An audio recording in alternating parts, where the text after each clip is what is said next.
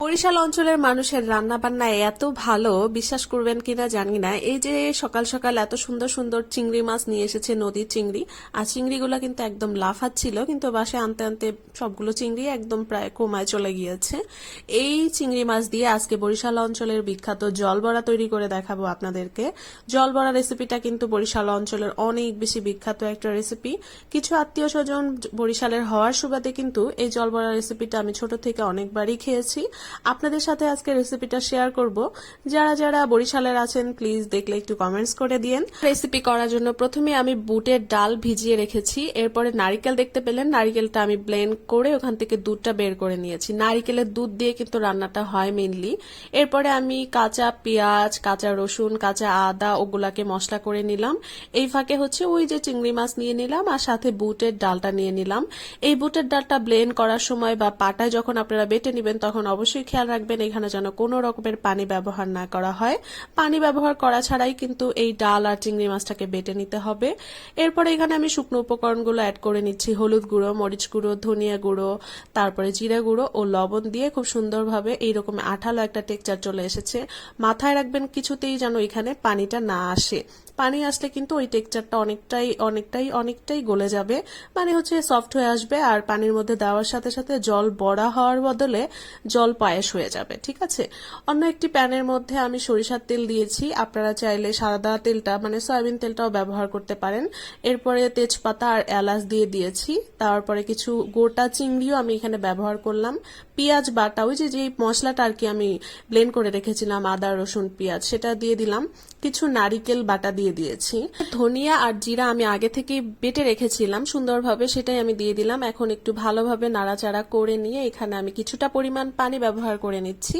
পানি ব্যবহার করার পর এখানে আরো কিছুটা শুকনা উপকরণ যেমন হলুদ গুঁড়ো, মরিচ গুঁড়ো আর লবণ ব্যবহার করব। লবণ ব্যবহার করার পর এখন খুব ভালোভাবে এই মশলাটাকে কষিয়ে নিতে হবে। আপনাদের বাসায় যদি সকাল সকাল এইরকম নদীর ফ্রেশ চিংড়ি, তাজা তাজা চিংড়ি আসতো তাহলে আপনারা কি রেসিপি বানাতেন অবশ্যই কিন্তু কমেন্টস করে জানাবেন। আর আজকের রেসিপিটা তো আপনারা যদি একবার ট্রাই করেন এরপর বারবার চিংড়ি মাছ বাসায় আসলে এই রেসিপি বানানোর জন্যই উৎসাহী হয়ে যাবেন। ইভেন তো যাকে খাওয়াবেন সে কিন্তু ধরতেই পারবে না যে এটা চিংড়ি মাছের কোনো রেসিপি ছিল। দেখতেই পেলেন খুব ভালোভাবে মশলাটা আমি কষিয়ে নিয়েছি। লো আঁচে মশলাটা একদম লালচে করে কষিয়ে নিয়েছি।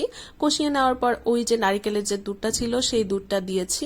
এরপরে 2 কাপ পানি ব্যবহার করেছি। পানির পরিমাণটা একটু বেশি প্রথমে ব্যবহার করছি। এটা যখন এইভাবে ফুটে আসবে, ফুটে আসার পরে ওই যে আমি চিংড়ি মাছ বুটের ডালের যে বেটারটা করে রেখেছিলাম সেটা এখন অল্প অল্প করে এরকম ছোট ছোট দানার মতো করে আমি করে দিয়ে দিচ্ছি।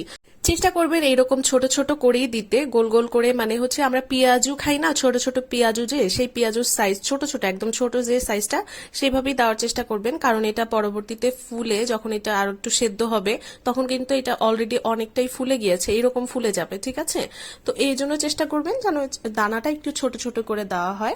এরপরে কিন্তু আমি এখানে ঢাকনা দিয়ে রান্না করে নিব 30 মিনিটের জন্য।